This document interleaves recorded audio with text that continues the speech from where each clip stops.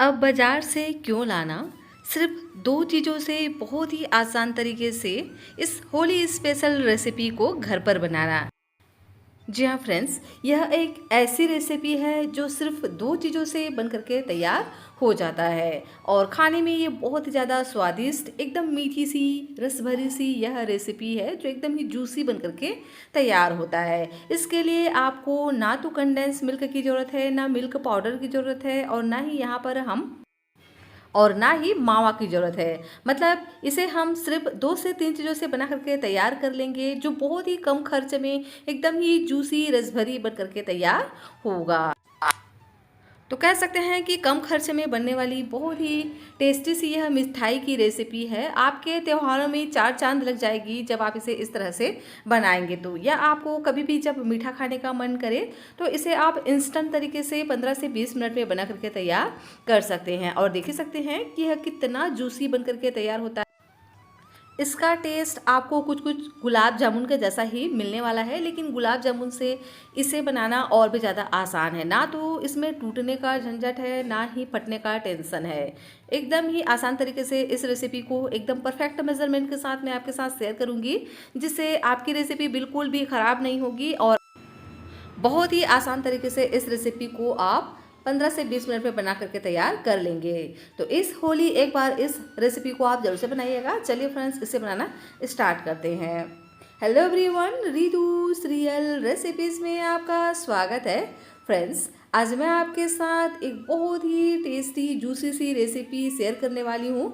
तो रेसिपी अगर आपको पसंद आए तो प्लीज़ वीडियो को लाइक, चैनल को सब्सक्राइब ज़रूर से कर लीजिएगा और इस रेसिपी को अपने फ्रेंड्स और फैमिली के साथ शेयर भी ज़रूर से कीजिएगा। यह रेसिपी आप कहाँ से बैठकर देख रहे हैं, प्लीज़ कमेंट कर आप मुझे ज़रूर से बताना।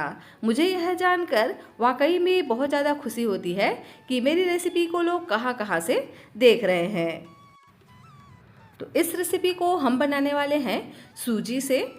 तो इसके लिए मैंने एक पैन लिया है। पैन पे हम डाल देते हैं 1 छोटे चम्मच देसी घी। घी से अगर बनाएंगे ना तो बहुत ही ज़्यादा यह टेस्टी और एकदम ही मज़ेदार बन करके तैयार होगा। घी को हल्का सा मेल्ट होने देंगे। उसके बाद यहाँ पर हम डाल देते हैं सूजी। तो मैंने यहाँ पर 1 कप सूजी लिया है। सूजी को हम बढ़िया से भून लेंगे। तो 2 से 3 मिनट तक इसको भूनना है, बहुत ज़्यादा भूनने की ज़रूरत नहीं है। इस तरह से हल्का सा अगर आप सूजी को भून करके लेंगे ना तो बहुत ही बढ़िया सा इसमें टेस्ट आएगा। इसीलिए यहाँ पर हम सूजी को भून कर ले रहे हैं। वैसे तो आप इसको इसी तरह से भी बना करके तैयार कर सकते हैं, लेकिन किसी भी चीज़ को जब हम थोड़ा सा भून लेते हैं ना तो इसका टेस्ट बहुत ही बढ़िया आता है। तो बस गैस की फ्लेम को मीडियम रखकर इसे हम सिर्फ 2 मिनट के लिए भून लेंगे। तो इसी तरह से कंटिन्यू चलाते रहिएगा और चलाते हुए इसको हमें भूनना है और बिल्कुल भी इसका कलर चेंज नहीं करना है, इस बात का ध्यान रखिएगा। हल्का सा ही हम सूजी को भून लेते हैं। यहाँ पर आप बारीक वाली सूजी का इस्तेमाल कीजिएगा। अगर आपके पास मोटी सूजी हो तो आप इसे ग्राइंडर में एक बार चला लीजिएगा। इस तरह से बारीक वाली सूजी का अगर आप इस्तेमाल करेंगे ना तो बहुत ही बढ़िया से नाश्ता आपका बन करके तैयार होगा। मैं इस रेसिपी को 1 कप से बना रही हूँ। मेज़रमेंट आप अपने फैमिली के अनुसार रख सकते हैं। वैसे 1 कप सूजी से ना यह जो रेसिपी है ढेर सारा बन करके तैयार हो जाता है। देख सकते हैं सूजी को मैंने हल्का सा भून लिया है और इसका कलर बिल्कुल भी चेंज नहीं हुआ है। तो अभी हम गैस की फ्लेम को बिल्कुल लो कर देंगे और लो फ्लेम पे यहाँ हम ऐड करेंगे दूध। तो 1.5 कप मैंने यहाँ पर दूध इस्तेमाल किया है। 1 कप सूजी के लिए यहाँ पर हमें 1.5 कप दूध का इस्तेमाल करना है। और अब हम सूजी को बढ़िया से पकाएंगे। अगर इसे आपने हाई फ्लेम पे पकाया तो तुरंत ही जो सूजी है ना दूध को एब्जर्व कर लेगा और आपकी सूजी अच्छे से नहीं पक पाएगी। तो इसीलिए इसी तरह से धीमी धीमी आंच पर चलाते हुए आप सूजी को बढ़िया से पकाइए। अच्छे से जब सूजी पका हुआ रहता है ना तो बिल्कुल भी आपकी रेसिपी नहीं फटती है। तो कंटिन्यू इसी तरह से चलाते रहना है और चलाते हुए इसको हमें बढ़िया से बिल्कुल डो की तरह बनने तक इसको इसी तरह से तैयार कर लेना है। इसे बिल्कुल भी छोड़ना नहीं है, इस बात का ध्यान रखिएगा, नहीं तो इनमें लम्स पड़ जाएंगे। तो देख सकते हैं 1 मिनट का समय हो चुका है और सूजी इस तरह से धीरे धीरे गाढ़ा होना स्टार्ट हो गया है। तो इसी तरह से आपको समय देते हुए इसको पकाना है। अगर आपने इसे हाई फ्लेम पे इस तरह से कुक किया ना, तो जो सूजी है तुरंत ही सारा दूध को एब्जर्व कर लेगा और तुरंत ही यह गाढ़ा हो जाएगा और सूजी आपका अच्छे से नहीं पक पाएगा। फिर जब आप इसको फ्राई करेंगे ना, तो ये फट जाएंगे। तो इसीलिए धीरे धीरे लो फ्लेम पे इसी तरह से कंटिन्यू चलाते हुए आप इसको अच्छे से कुक कीजिए 3 से 4 मिनट के लिए। और देख सकते हैं लगभग 2 से ढाई मिनट का समय हो चुका है और इस तरह से जो सूजी है ना अच्छे से पक चुका है और यह गाढ़ा सा होना स्टार्ट हो गया है। यह अब बिल्कुल भी तले पर नहीं चिपक रहा है। तो इसी तरह से कंटिन्यू चलाते हुए इसको हमें बिल्कुल डो की तरह बनने तक तैयार कर लेना है।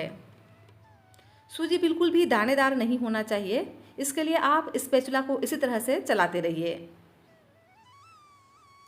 और लीजिए सूजी अच्छे से पक चुका है और यह बिल्कुल डो की तरह बन करके तैयार हो गया है।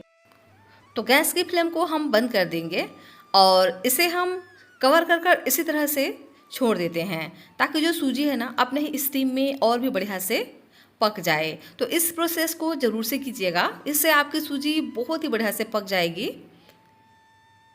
तो इसको अभी इसी तरह से साइड में रख देते हैं और कर लेते हैं एक दूसरी तैयारी। तो यहाँ पर मैंने लिया है एक पैन पे डाल देते हैं 1 कप चीनी और जितना हमने चीनी लिया है उतना ही हम यहाँ पर पानी का इस्तेमाल करेंगे। मतलब 1 कप चीनी के लिए 1 कप ही हमें यहाँ पर पानी का इस्तेमाल करना होगा। गैस की फ्लेम को हाई रखेंगे और चीनी को डिज़ोल्व होने तक अच्छे से हम इसको इसी तरह से चलाते हुए कुक करेंगे। इस चाशनी को हमें बहुत ज़्यादा गाढ़ा नहीं करना है, बस हल्की सी चिपचिपी चाशनी हमें बना करके तैयार करना है। बहुत ही कम खर्च में यह रेसिपी बन करके तैयार होता है और एकदम ही सॉफ्ट मुलायम बन करके तैयार होता है अगर आप इसे इस मेज़रमेंट के साथ बनाएंगे तो। अभी हम इसमें ऐड कर देते हैं इलायची। तो इस तरह से इलायची का मुंह खोल करके ऐड करेंगे, इससे फ्लेवर बहुत ही बढ़िया आएगा। तो मैंने यहाँ पर 3 इलायची लिए हैं और साथ ही डाल देते हैं केसर। तो बस थोड़ा सा यहाँ पर हम केसर ऐड करेंगे, इससे ना बहुत ही बढ़िया सा फ्लेवर आएगा और साथ ही इसका लुक भी बहुत ही बढ़िया आएगा। इसी के साथ ही में मैं यहाँ पर थोड़ा सा फूड कलर भी ऐड कर रही हूँ। तो मैंने यहाँ पर रेड फूड कलर इस्तेमाल किया है, बस थोड़ा सा यहाँ पर हम ऐड करेंगे और साथ ही मैंने यहाँ पर ऑरेंज फूड कलर का भी इस्तेमाल किया है। आप चाहें तो इसमें से किसी एक का भी यूज़ कर सकते हैं या आप इसे स्किप भी कर सकते हैं। सभी चीज़ों को हम अच्छे से मिक्स करेंगे और चीनी को अच्छे से डिज़ोल्व होने देंगे। और इस तरह से जब उबाल आ जाए तो बस 5 मिनट के लिए और इसको हमें पकाना है। 5 मिनट के बाद आपकी चाशनी तैयार हो जाती है। इसके लिए बिल्कुल भी 1 तार या 2 तार की चाशनी बनाने की ज़रूरत नहीं है। जब चीनी घुल जाए तो बस 5 मिनट के लिए और पकाइए और उसके बाद आपकी जो चाशनी है इस तरह से तैयार हो जाती है, हल्की सी चिपचिपी सी। तो चाशनी हमारा तैयार हो गया है। गैस की फ्लेम को हम बंद कर देते हैं और चाशनी को थोड़ा सा हम ठंडा होने देंगे। देख सकते हैं बहुत ही प्यारा सा चाशनी हमारा बनकर के तैयार हो गया है। बहुत ही बढ़िया से इसमें कलर आ गया है।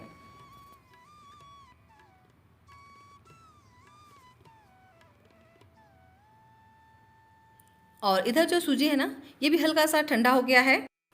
तो इसे हम निकाल लेंगे एक बाउल में। और अभी जो सूजी है पूरी तरह से ठंडा नहीं हुआ है, मतलब हल्का सा यह ठंडा हुआ है। तो अभी इसको हम अच्छे से हाथों से मसल लेंगे। तो यहाँ पर आपको थोड़ा सा मेहनत लगेगा। जितना अच्छे से आप इसको अच्छे से मसलेंगे ना उतना ही बढ़िया आपका जो रसभरी है वह बन करके तैयार होगा, एकदम जूसी और बिल्कुल भी यह ऑयल में जा करके नहीं फटेंगे। तो 2 से 3 मिनट तक इसको आपको इसी तरह से मसलना होगा। मसल कर एकदम चिकना सा डो हम तैयार कर लेंगे।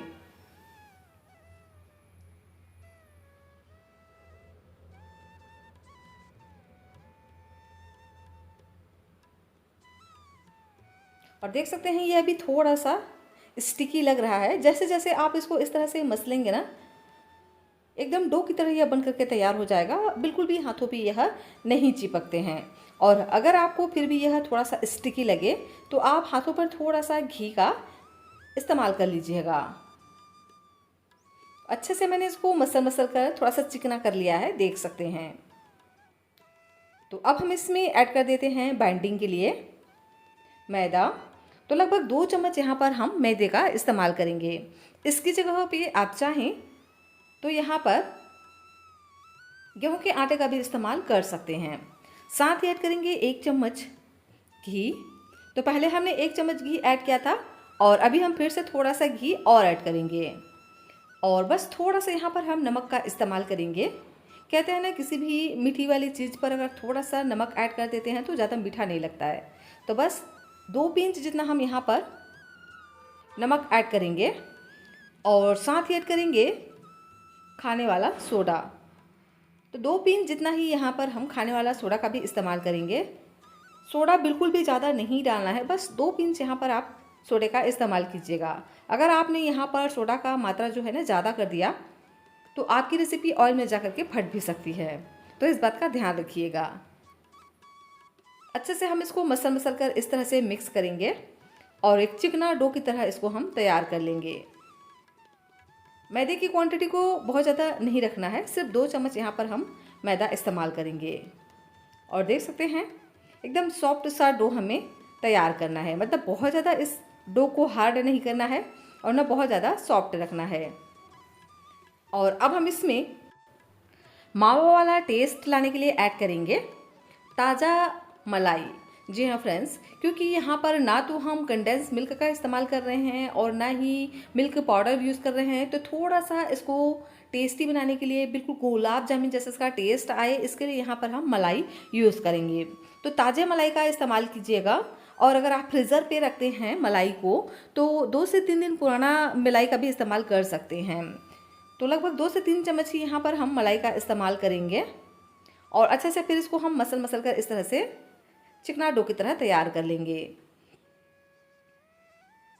तो जैसे आप इसमें मलाई को ऐड करेंगे ना, ये जो डो है हल्का सा स्टिकी होगा, पर जैसे जैसे आप इसको इस तरह से मिक्स करते जाएंगे ना, इस तरह से यह चिकना डो की तरह फिर से तैयार हो जाएगा। तो इसी तरह से इसको हमें तैयार कर लेना है।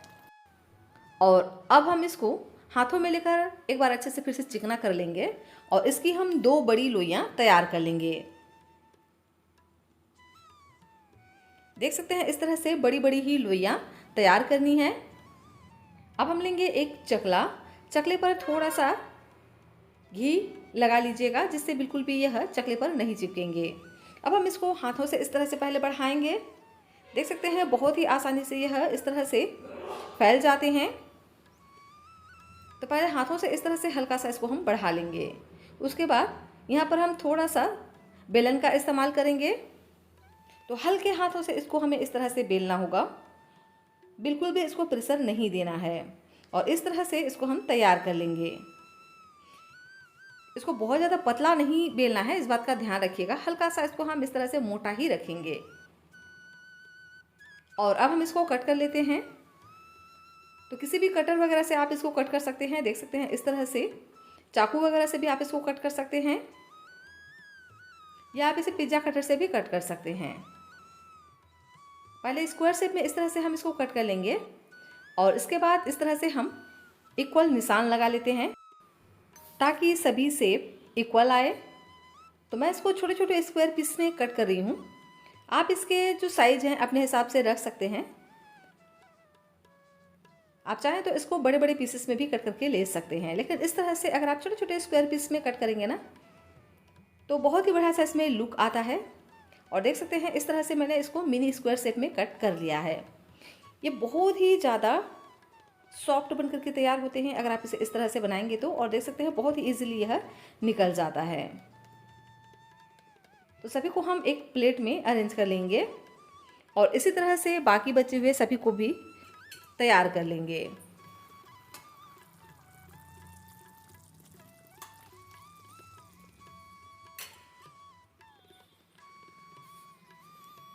तो इसी तरह से हाथों से पहले बढ़ाइएगा। देख सकते हैं ना कि कितना इजीली यह हाथों से फैल जाता है। उसके बाद हल्का सा यहाँ पर आप बेलन चलाइएगा और इसे आप मोटा ही तैयार कीजिएगा, मतलब बहुत ज़्यादा इसको पतला नहीं करना है, इस बात का ध्यान रखिएगा। इस तरह से मोटा रहता है ना तो इसका लुक बहुत ही बढ़िया आता है। मतलब ऐसा भी नहीं करना है कि बहुत ज़्यादा आप इसको मोटा रख दो। अगर आप इसे बहुत ज़्यादा मोटा रखेंगे तो अंदर तक जूस को एब्जर्व नहीं कर पाएगा। तो आधे इंच की मोटाई में इसको हम इस तरह से तैयार कर लेंगे। और इसे भी सेम प्रोसेस से हम इस तरह से छोटे छोटे स्क्वायर पीस में कट कर लेंगे। तो बहुत ही आसानी से देख सकते हैं यह कट हो जाता है। और लीजिए, कुछ मैंने बड़े साइज़ में इस तरह से कट कर लिए हैं। तो आपको जिस तरह से पसंद हो उस तरह से कट कर सकते हैं। इसका थिकनेस मैं आपको दिखाती हूँ, देख सकते हैं कि कितना इसको हम थिक रखेंगे। इस तरह से अगर आप तैयार करेंगे ना तो बहुत ही बढ़िया से आपकी जूसी रस भरी एकदम से तैयार होगी। तो चलिए अब हम इसे फ्राई कर लेते हैं। तो इसे फ्राई करने के लिए पहले ऑयल को अच्छे से गर्म कीजिएगा। मतलब यह है कि इसे बनाने के लिए पहले गैस की फ्लेम को हाई पे गर्म रखिए। उसके बाद एक एक पीस इस तरह से डाल दीजिए इस नाश्ते को। उसके बाद गैस की फ्लेम को मीडियम रखिए। तो पहले आप इस तरह से एक पीस डाल करके देखिए। जब यह नहीं फटे तो इसका मतलब है कि आपका जो डो है एकदम परफेक्ट तरीके से बना हुआ है। आपको लगे कि यह हल्का सा फट रहा है तो यहाँ पर आप थोड़ा सा मैदा का इस्तेमाल और कीजिए और अच्छे से इसको आप मसल कर थोड़ा सा चिकना कर लीजिए। तो देख सकते हैं मैंने एक पीस डाल करके देख लिया है और बिल्कुल भी यह ऑयल में जा करके नहीं फट रहा है। तो अब हम इसमें ऐड कर देते हैं इन सभी पीसेस को। तो मतलब एक साथ बहुत ज़्यादा नहीं डालना है, जितना एक बार में आ जाए उतना हम डाल देंगे। और पहले गैस की फ्लेम को हाई रखेंगे। 1 मिनट के लिए हमें इसे हाई फ्लेम पे पकाना है। अगर आपने इसे बहुत ज़्यादा लो फ्लेम पे फ्राई किया तो ये ऑयल को एब्जर्व कर लेंगे।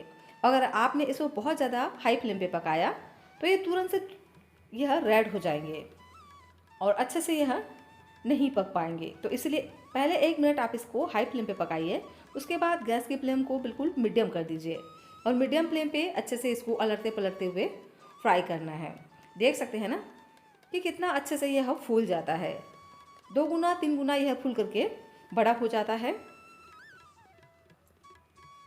तो जब एक साइड से अच्छे से यह पहले पक जाए उसके बाद इसके साइड को हम चेंज कर देंगे और इसी तरह से 2 से 3 बार इसको हम अलट पलट कर क्रिस्पी होने तक फ्राई करेंगे। तो 5 से 6 मिनट के लिए टोटल हम इसको मीडियम फ्लेम पे फ्राई करेंगे। इस तरह से अगर आप फ्राई करेंगे ना तो ये बहुत ही अच्छे से अंदर तक पक करके तैयार होंगे और एकदम ही ये क्रिस्पी से तैयार हो जाएंगे। देख सकते हैं एक बैच हमारा तैयार हो गया है। तो इसको हम निकाल लेते हैं। इधर हमारा जो चाशनी है हल्का सा ठंडा हो गया है। मतलब चाशनी को बहुत ज़्यादा ठंडा नहीं करना है, हल्का सा यह वार्म होना चाहिए। अगर जो चाशनी है बहुत ज़्यादा ठंडी है तो आप इसको थोड़ा सा पहले गर्म कर लीजिए और वार्म टेम्परेचर के चाशनी में ही इसको हमें डालना है। और सभी को ऐड कर देते हैं और इस तरह से चम्मच से इसको हम बढ़िया से डिप कर देंगे। तो 5 से 10 मिनट में ये जो रेसिपी है ना चाशनी को अपने अंदर एब्जर्व कर लेती है। लेकिन अगर इसको आप 1 से 1.5 घंटे के बाद इंजॉय करेंगे ना तो ये और भी ज़्यादा जूसी बन करके तैयार होगा। तो इसी तरह से इसको हम अच्छे से चाशनी में डिप करेंगे और इसी तरह से अभी हम साइड में रख देते हैं और बाकी बचे हुए सभी पीसेस को भी हम इसी तरह से पहले फ्राई कर लेंगे। तो बस पहले आप गैस की फ्लेम को हाई रखिए। उसके बाद 1 मिनट के बाद तुरंत ही गैस की फ्लेम को मीडियम कर दीजिए और मीडियम फ्लेम पे अच्छे से अलटते पलटते हुए 5 से 7 मिनट का समय देते हुए इसको आप फ्राई करें। और जब अच्छे से यह फ्राई हो जाए तो उसे भी हम निकाल लेंगे और निकालने के बाद तुरंत ही गरम गरम इसे डाल देंगे चाशनी में और अच्छे से इस तरह से अलटते पलटते हुए चाशनी में इसको हमें बढ़िया से डीप करना है। परफेक्ट रिजल्ट के लिए आप इसे 1 से 1.5 घंटे के बाद एंजॉय करें तो ये बहुत ज़्यादा सॉफ्ट एकदम जूसी बन करके तैयार होता है। ज़रूर से इस रेसिपी को होली पर ट्राई कीजिएगा। आपको और आपके पूरे परिवार को यह रेसिपी बहुत ज़्यादा पसंद आएगा। देख ही सकते हैं कि कितना जूसी रस भरा यह रेसिपी बन करके तैयार होता है। बिल्कुल मुंह में जाते ही घुल जाए इतना यह सॉफ्ट बनता है। तो ज़रूर से इस रेसिपी को एक बार आप ट्राई कीजिएगा।